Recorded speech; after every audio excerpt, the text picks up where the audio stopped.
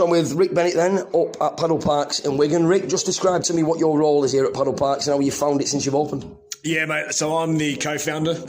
It's myself and my brother-in-law. We opened Padel Parx in Wigan 9 months ago. It's going really well. Yeah, look, love it. Love paddle. Love getting to see what it does to people every day. Exactly what you've just said. You know, people just love it. Puts a smile on their face, and it's really rewarding. What was the influence for you to get into the paddle world then? Obviously, it's a growing sport. It's quite lucrative. There's no secret about that. But was it more? Have you played it before? Had you played it before it came to this country? Had you been to Spain and played it? And why were you so invested in getting a court here? Yeah, no, look, I only started playing March 24. Played once. 60 minutes, that was enough. I was hooked.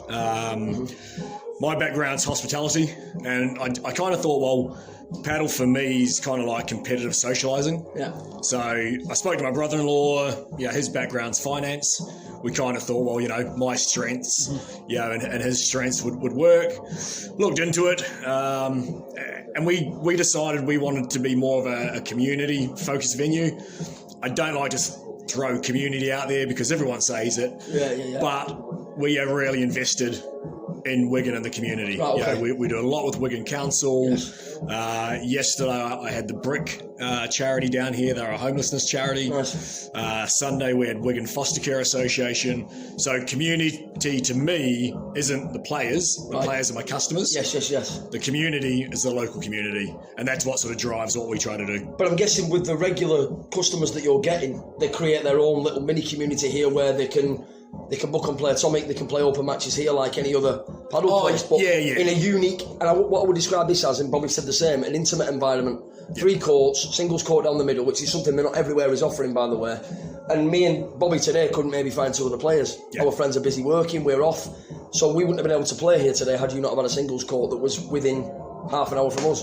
So that helps people build that community within themselves, doesn't it? Yeah, no, 100%. And look, we've got a great, from that perspective, a great community of players. We have loads of female players. Monday night is our ladies' night. Thursday night is our men's only sort of mental and physical health session. Nice. We're fortunate where we're located. I don't know if you've had a look, but you've got the 3 Mills pub next door. You've got Feast, the food market. You've got Factory Floor that's now just opened. The Heating Group that are doing this development. It's 17 acres. Three cotton mills are converting, and look, we fit in perfectly. We love that the backdrop of the mill fits in perfectly with the terracotta very of the courts. Pleasing, that's the word. But I think also what you mentioned then, like, it's not intimidating. Yes, it doesn't feel like you're walking into a paddle club venue. I know for some people, walking through doors into a space where it's full on paddle can be quite intimidating. I think because we're quite open, it feels like we're just a part of it, and you can just sort of stroll on in.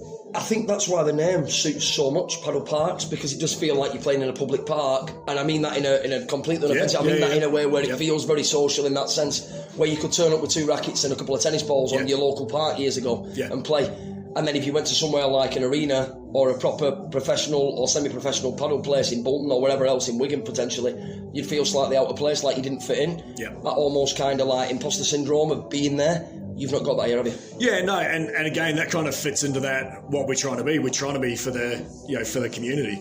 I mean, for everyone really, but we like it. We're very relaxed. Very relaxed, very open. We'll chat to everyone. The team I've got are fantastic.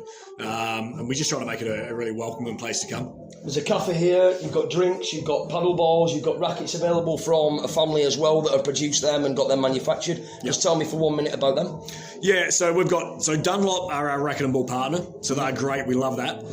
The only other racket we stock is Golden Paddle. So that's a chap called Jamie Carr, husband and wife. Small family business, which I love to support them.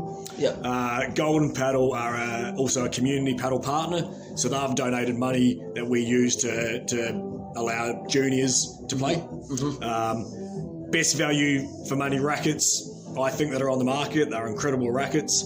But we like that, again, it fits with being a smaller location ourselves, and you've literally walked in and I'm just putting up some apparel. Nice.